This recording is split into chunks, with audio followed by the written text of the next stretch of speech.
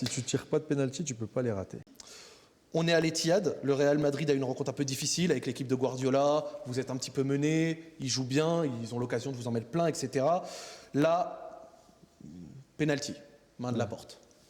Le temps pour le tirer est relativement un petit peu long, on voit même Zinchenko et certains joueurs de City venir te parler avant de le tirer. Toi, tu es dans un contexte un petit peu difficile de pression, sachant que tu avais même raté des pénaltys les fois d'avant, etc. Qu'est-ce qu'ils t'ont dit juste avant ce penalty? Si tu tires pas de pénalty, tu peux pas les rater. Ouais. Pour commencer. Déjà.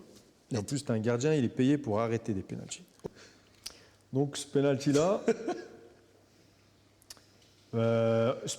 déjà, je regarde le score, etc., le temps, etc. Et de toute façon, je voulais faire une Panenka.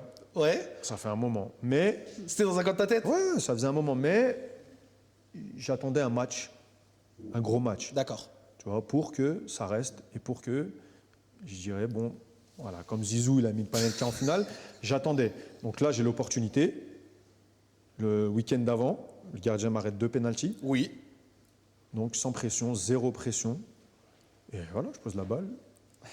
Panenka, but. Il est mort de rire. Non mais. Regarde ça. Sans pression, en fait, j'ai pas de pression. Je sais pas, il me parlait ou il me parlait pas, mais en fait, je savais déjà ce que j'allais faire. Ouais. C'est juste que si le gardien reste au milieu, bah voilà. Mais